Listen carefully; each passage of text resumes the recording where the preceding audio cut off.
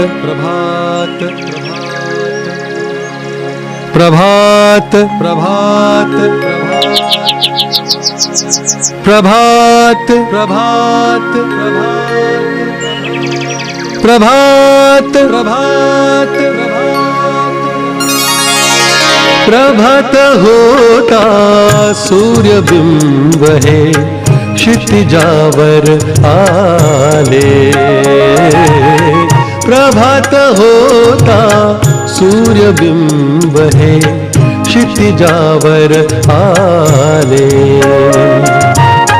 धरती छाया भेटीने ते अति सुखबुन गेले धरती छाया भेटीने ते अति सुखबुन गेले प्रभात होता सूर्यबिंब है क्षितिजावर आले प्रभात होता सूर्यबिंब है क्षितिजावर आले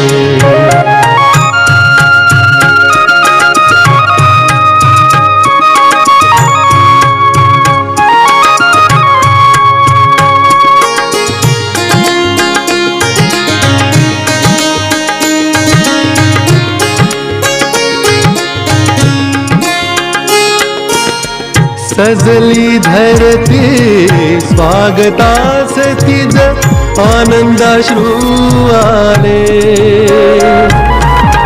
सजली धरती स्वागतास तिज आनंदाश्रू आले क्षणात त्यांचे मोतियांचे क्षणात त्यांचे मोतियांचे दवबिंदू झाले प्रभात होता सूर्यबिंब है क्षितिजावर आले प्रभात होता सूर्यबिंब है क्षितिजावर आले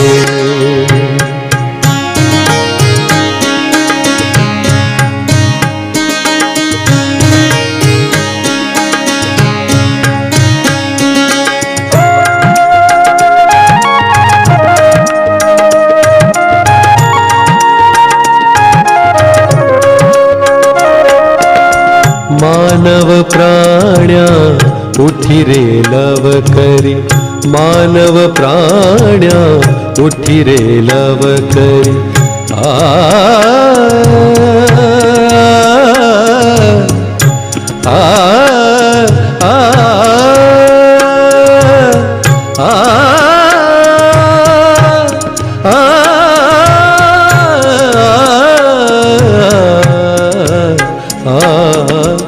मानव प्राण्या उठी रे लव करी मानव प्राण्या उठी रे लव करी सांगे धरणी माता सांगे धरणी माता सखा तूच तू या सृष्टीचा सखा तूच तू या सृष्टीचा सज्जन हा स्वागता प्रभात होता सूर्यबिंब है क्षितिजावर आले प्रभात होता सूर्यबिंब है क्षितिजावर नमस्कार नमस्कार, मी अनुराधा अनिरुद्ध अष्टीकर आपणा सर्वांचं आतुरालयाच्या यशस्विता या कार्यक्रमामध्ये परत एकदा मनपूर्वक स्वागत करते। काय म्हणता, कसे आहेत सगळे? मजेत ना? वा वा, छान छान छान। उत्सुकता मनात आहे ना? ह्या रविवारी कोणता प्रश्न घेऊन आपण सरांशी चर्चा करणार आहोत? खूप सुंदर विषय आहे बरं का।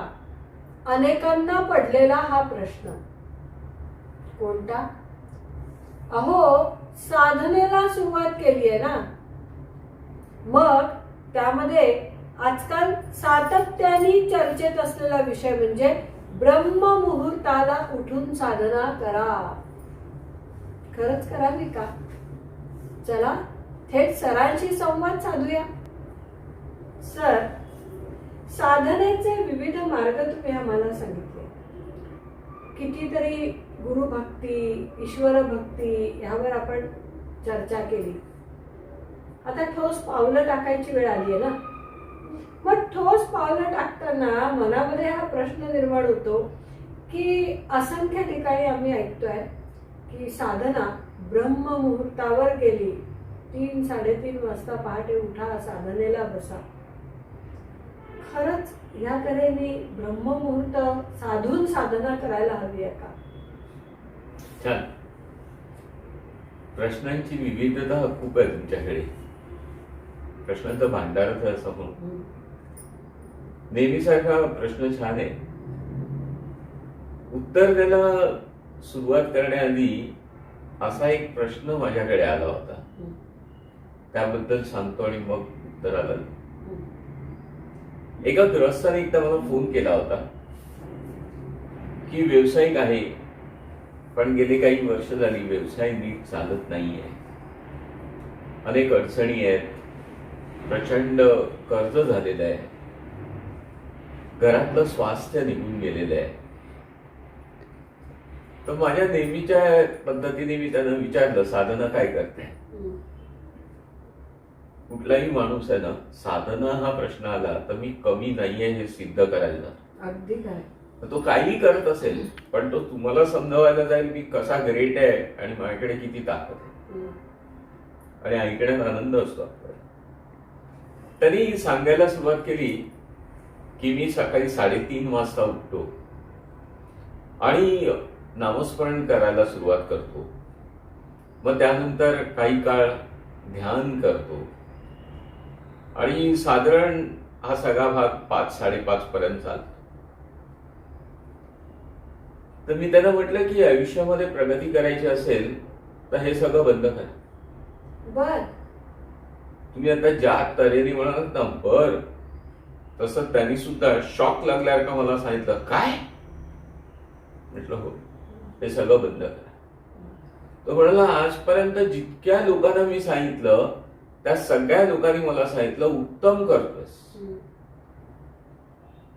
म्हटलं ही सगळी लोक तुमची फसवणूक करतात. तुमचा बेसिक भाग काय आहे? कर्ज वाढलंय, व्यवसाय चालत नाहीये. म्हटलं 3:30 वाजता उठल्यापासून जर तुम्ही कामाला सुरुवात केली तर दिवसभर तुम्ही झोपतच असणार. खरंय. रात्रीची झोप ही फार महत्वाची आहे आणि त्याच्यात पहाटेची झोप, हो काय तो स्वर्गीय आनंद असतो. आणि त्यावेळेला तुम्ही म्हणता आम्ही साधना करतो ना, पण अर्धे लोक उठून झोपलेलेच असतात, फक्त बसून झोपतात एवढंच. बरोबर.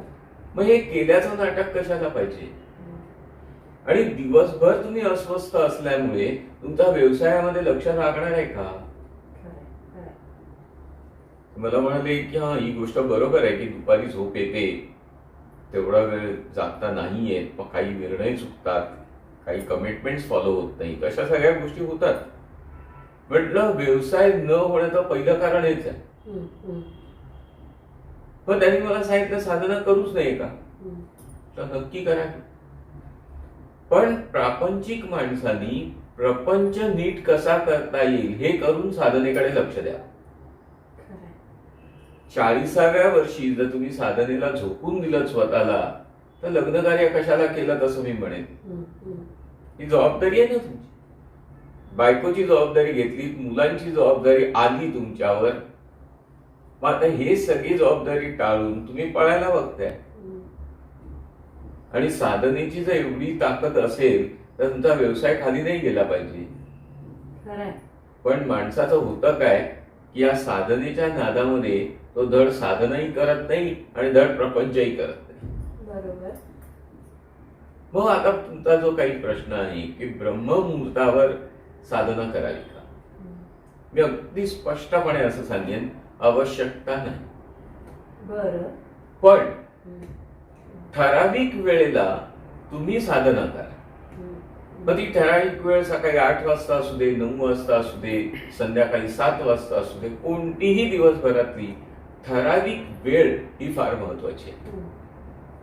आणि ही कशासाठी? तर सातत्याने जेव्हा तुम्ही ठराविक वेळेला साधना करताना आणि त्या वेळेला तुम्हाला जर उशीर झाला तर ती शक्ती सुद्धा भक्ताची वाट बघत असते की अरे अजून का नाही आला तो. क्या बात आहे, क्या बात, खूप छान. मग ती शक्ती बघते की अडचणीत तर नाहीये, कुठे का पोचला नाही माझ्यापर्यंत. शक्ती जेव्हा लक्ष द्यायला सुरुवात करते तेव्हा कसली अडचण राहणार आहे आयुष्यामध्ये. क्या बात आहे. तुमचे मार्ग सगळे मोकळे झाले. मग ही ठराविक वेळ आणि सातत्य याची सांगड घालता आली पाहिजे. आता अगदी शहरी वातावरणात आपण असं म्हणूया की वेळ ठराविकच पाळणं थोडंसं अवघड जाईल, पण ते त्या शक्तीला पण कळतं. 5-10 मिनिटं मागे पुढे झाल्याने काही फरक पडत नाही. आता ह्या तऱ्हेने सगळे लोक साधना करतात. आता ह्यातला एक बारकावा सांगतो तुम्हाला. ते काय आहे, तुम्ही आता सगळंच उलगडून घेताय माझ्याकडनं, त्यामुळे हातचं काही राखता येत नाही. आहे माहिती ती सगळी द्यायला लागते, कारण नाही तर तुम्ही नवीन प्रश्न उद्भवाल की ह्याच्यातनं हे काय, त्याच्यातनं ते काय, असं काहीतरी कराल. त्यापेक्षा सांगून टाक. माणसं साधना करतात. साधना म्हणजे काय करतात? तर जप करतात, स्तोत्र म्हणतात, आरती करतात, वाचन करतात काही ग्रंथांचं. हे सगळं करून त्यांना आटपून निघून जायचं असतं. आता बघा, सगळ्यात महत्वाचं, तुमचा पार्ट प्ले करून तुम्हाला जायचंय. अगदी साधं उदाहरण घ्या. देव साधना वगैरे हा भाग नंतरचा आहे. आता मी तुमच्याशी काहीतरी बोलतोय, हे बोलून जर मी निघून गेलो, तुमची प्रतिक्रिया त्यावर काय आहे याचा विचारच केला नाही, तर मी बोलल्याचा काही उपयोग होणार आहे? हेच आपण देवांच्या बाबतीत करतो. आरती करतो, पोथी वाचतो, अमुक करतो, तमुक करतो, सगळं करतो, पण झाल्यानंतर दुसऱ्या क्षणाला उठतो आणि निघून जातो. आटपायचं आणि निघायचं. बस. आनंद करण्याचाही नाही, फक्त एक आनंद आहे की मी करत होतो ते पूर्ण केलं. काही त्याच्यात आनंद घेतला नाही. मी असं म्हणेन, जे तुम्ही करता त्याच्यात पूर्ण आनंद घ्या, प्रेमाने ती गोष्ट करा, आणि ती गोष्ट झाल्यानंतर 5 मिनिटं शांत बसा की त्या शक्तीची प्रतिक्रिया काय आहे हे तुम्हाला कळू शकेल. क्या बात है, क्या बात. तो पण बोलणार आहे ना. आता तुम्ही एवढं फाड फाड फाड फाड बोललात तर त्याला बोलायला नको. आणि त्याचं बोलणं काय असणार आहे? फक्त आशीर्वाद. आणि हे आशीर्वाद घेण्यासाठी आपण थांबतच नाही, आपण आपलं आटपतो आणि निघून जातो. या सगळ्या गोष्टींचा काय उपयोग केलात का? काही आयुष्यात फायदा नाही या गोष्टींचा.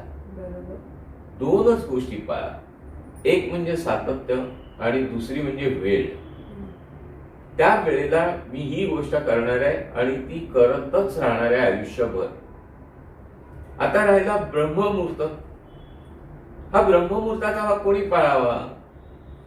रिटायर्ड लाईफ आहे, प्रापंचिक बंधनं नाही आहेत, कोणत्याही जबाबदाऱ्या राहिल्या नाही आहेत, त्या लोकांना रात्री मुळात झोपही लागत नाही. मग त्यांना काय मुद्दाम 3:30 वाजता उठायला लागतं असं नाही, ते जागेच असतात 3:30 वाजता. फक्त काय करायचं आहे? फ्रेश व्हायचं आहे, हातपाय धुवा आणि न विसरता चूळ भरा. नुसत्या हातपाय धुवून नाही होणार, न विसरता चूळ भरा, कारण ज्या मुखाने तुम्ही नाव घेणार आहात हे आधी शुद्ध करा. आणि मग बसा साधनेला. काय प्रॉब्लेम आहे? दुपारी भरपूर 2 तास झोपता येईल, रात्री लवकर झोपता येईल. मग अशा वयोगटातल्या लोकांनी किंवा अशी काही जबाबदारी संपलेल्या लोकांनी ब्रह्ममुहूर्तावर साधना करणं अगदी योग्य आहे. बघा, निसर्गाच्या नियमाप्रमाणे कोणतीही गोष्ट चुकीची नाही आणि कोणतीही गोष्ट बरोबर नाही. त्या त्या वेळेला ती गोष्ट योग्य आहे की नाही हे ठरवलं जातं. कधीही कोणी काही करेल तर ते चुकीचं असू शकेल. मग अशा तऱ्हेने जर आपण काही साधना केली तर आपलं आयुष्य आनंदी होऊ शकतं. क्या बात आहे सर. कुठलाही प्रश्न विचारला ना तर त्याचं इतकं सहज सोपं उत्तर समोर येतं ना की ब्रह्ममुहूर्त आणि मग ते 3:30 वाजता जाग आली पाहिजे, अलार्म लावला पाहिजे. खरंच आहे की प्रापंचिक असल्यामुळे आपल्याला रात्री झोपायला कितीही लवकर आवरतो म्हटलं तरी उशीर होतो. आणि उशीर झाल्यानंतर ती झोप पूर्ण झाली नाही तर खरंच दिवसभर आम्ही सतत झोपेच्या विचारामध्ये असतो. सतत डोळे जड होतोय असं म्हटलं जातं. आणि तो उत्साह जो असायला पाहिजे ना तो कामाचा राहत नाही. पण लक्षात येतच नव्हतं. ब्रह्ममुहूर्त धरून धावत सुटलो होतो. पण इतकं छान तुम्ही सांगितलं ना. मागच्याच एपिसोडमध्ये तुम्ही प्रतिसाद आणि प्रसाद याचा उत्तम मेळ घालून दिला. आणि इथे पण तुम्ही तेच सांगता आहात. एक वेळ आणि तुमचं सातत्य या दोघांचा मेळ घाला. देव आपण जे काही त्याची साधना करतो त्यानंतर आपल्याला प्रतिसाद देत असतो, आशीर्वाद देत असतो, जे ऐकायला आम्ही थांबत नाही. ही संकल्पना इतकी सुंदर आहे ना सर. कधी मनात नाही आलं, लक्षात नाही आलं की ईश्वर सुद्धा आपल्याला आशीर्वाद देत असेल आणि त्यासाठी आपण 5 मिनिटं थांबायचं आहे. क्या बात आहे, क्या बात आहे सर. मी म्हणेन आम्ही खरंच खूप भाग्यवान आहोत. तुम्ही असे डोळे उघडून देता की हे बघ हे आहे, हे नाही, भरकटू नकोस, योग्य मार्गावर चाल. क्या बात आहे. काय मंडळी, उघडलेले डोळे झोपेतून नाही म्हणतो, ब्रह्ममुहूर्ताच्या विचारांमधनं खडबडून जागे झालात ना. आता संभ्रम मनात राहणार नाहीये ना की साधना नेमकं कधी करावी. सरांनी सहज सोपा मार्ग सांगितलाय. एक वेळ, दिवसभरात जी तुमच्या सोयीची असेल ती वेळ आणि सातत्य. हे जे काही सातत्य सरांनी सांगितलंय ना, यावरून एक सहज आठवलेली गोष्ट. ती गोष्ट अशी की एक मंदिर असतं आणि या मंदिरामध्ये एक गुरुजी असतात. मोठ्या श्रद्धेने रोज देवाची पूजा करत असतात. तिथे आहे ना एक चोर येतो. तो प्रचंड नास्तिक असतो. तो म्हणतो चल चल चल, देवबीव काही नाहीये. आणि तो थोडा वेळ गुरुजींशी चर्चा करतो. चर्चा म्हणजे वादच घालतो. आणि तो त्या गुरुजींना सांगतो, करा तुम्ही हवं तर पूजा, पण जेव्हा तुम्ही रोज पूजा कराल ना, ती मी येऊन रोज पूजा विस्कटून टाकणार आहे तुमची. गुरुजी म्हणतात, मर्जी तुझी, तुला हवं तसं कर, मी तर पूजा करणार. गुरुजी रोज सकाळी नित्य नियमाने येऊन त्यांची पूजा करायचे.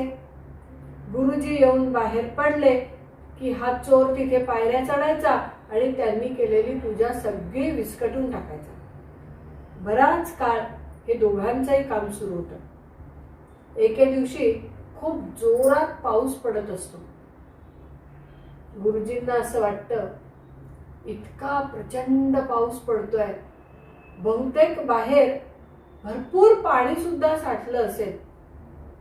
जाऊ दे ना, एवढ्या पावसा पाण्यातनं आज आता रोजच्या वेळेवर जात नाही, थोडा अजून उजाडू दे, जरा रस्त्यावरचं काय ते दिसू दे, मग मी जाईन. म्हणून गुरुजी जायला उशीर करतात. पण चोराच्या मनामध्ये मात्र एक लगन असते बरं का. गुरुजी जाणार आहेत, ते पूजा करणार आहेत आणि मला जाऊन ती विस्कटायची आहे.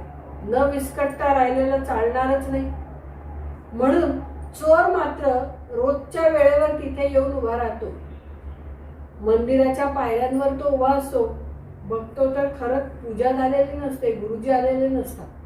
पण त्याच वेळेला आकाशवाणी होते आणि ईश्वर म्हणतो, बोल, तुझ्या सातत्यावर मी प्रसन्न झालेलो आहे, तुला काय हवं ते माग. ईश्वर त्या चोराला भरभरून आशीर्वाद देतो आणि चोर आशीर्वाद घेऊन निघून जातो. तो परत जात असताना वाटेत गुरुजी त्याला भेटतात आणि ते म्हणतात, अरे तू जाऊन आलास, पण मी आज पूजा केलीच नव्हती, तू काय विस्कटून आलास. तो म्हणाला, आज विस्कटून नाही आलो, मी देवाचा आशीर्वाद घेऊन आलो. म्हणजे रे काय. आणि मग त्यांनी घडलेला प्रसंग सांगितला की काय आकाशवाणी झाली, मी काय मागितलं आणि ईश्वराने काय दिलं. गुरुजी मनात हळहळले. फार श्रद्धेने मी देवाची पूजा करत होतो, पण एक दिवस माझ्याकडनं आळशीपणा झाला आणि त्याच क्षणी आशीर्वाद तो चोर मिळवून गेला. कारण त्याचं सातत्य एक पाऊल माझ्यापेक्षा जास्त होतं. आपण असं म्हणूया ना, काम करताना श्रद्धा जितकी महत्वाची आहे तितकंच महत्वाचं आहे तुमचं सातत्य. आणि सर तेच सांगतायत, जी काही साधना करणार आहात ती सातत्याने करा, एका वेळेवर करा. 5-10 मिनिटं मागे पुढे नक्की चालणार आहे, पण जर हे तुम्ही पाळलत ना तर निश्चित आपल्या सगळ्यांना ईश्वराचा आशीर्वाद नक्की मिळू शकतो. ह्यापेक्षा अनमोल असं ज्ञान, अनमोल असं मार्गदर्शन काय असू शकतं? खरं आहे ना सर? खरंच आपण असं गाणं ऐकलेलं होतं, माझी न दृष्ट लागो माझ्याच वैभवाला. मला असं म्हणावंसं वाटतं की आमची न दृष्ट लागो आमच्याच भाग्याला. तुमच्यासारखा मार्गदर्शक आम्हाला मिळाला ही इतकी भाग्याची गोष्ट आहे की याला कोणाची दृष्ट लागू नये. ही पण एक ॲडिशनल प्रार्थना मी आता देवाकडे करणार आहे. कारण खूप छान मार्गदर्शन, इतकं परखडपणे, इतकं स्वच्छपणे प्रत्येक तुमच्या डोक्यातली संकल्पना स्पष्ट करून सांगणार. ह्याच्यामध्ये अजून एक स्पष्टीकरण देतो बघ. जे आता बरेच वेळेला आपण ऐकलं असेल की काही लोक प्रामाणिकपणे कामं करतात, व्यवस्थितच कामं करत असतात, पण एखादं काम चुकलं ना तर लोक त्यांना बोलतात. खरंय. मग 99% केलेलं काम कोणी लक्षात घेत नाही की यांनी याच्या आधी किती चांगल्या तऱ्हेने केलं होतं, पण एक चुकलं तर बोलतात. तोच हा भाग आहे की एक दिवस सातत्यात कमी पडलो तर त्याचं फळ दुसऱ्याला मिळून गेलं. क्या बात आहे, क्या बात आहे. आपण असं म्हणू की जेवढं काही आपल्याकडे येतं ते प्रामाणिकपणे करा आणि त्याचा आनंद घ्या. अगदी खरंय. तुम्ही जे सांगता आहात त्यावर आता आम्ही ठोस पावलं उचलायला नक्की सुरुवात केलेली आहे. काय मंडळी करताय ना, प्रयत्न नाही म्हणत मी, मला असं म्हणायचं आहे टाकताय ना ठोस पावलं पुढे. आता जी पावलं तुम्ही ठोसपणे भक्तीच्या मार्गावर टाकणार आहात त्यात ऍडिशन करायचं आहे, सातत्य आणि एक वेळ. जमेल ना? सहज जमेलो. सर इतके सोपे मार्ग करून देत आहेत ना की त्यावर न जमण्यासारखं काही नाही आहे. हे म्हणणं सोपं आहे, करायला खरंच मनाचा निग्रह लागणार आहे. पण आपण सगळे तो निग्रह करू शकतो, कारण इतकं मार्गदर्शन समोर आल्यानंतर जर आम्ही ते केलं नाही तर मग असो. तुम्ही सगळेच जण ठोस पावले टाकणार आहातच. नवीन प्रश्नासह आपण पुढच्या रविवारी सरांना भेटणार आहोतच. धन्यवाद.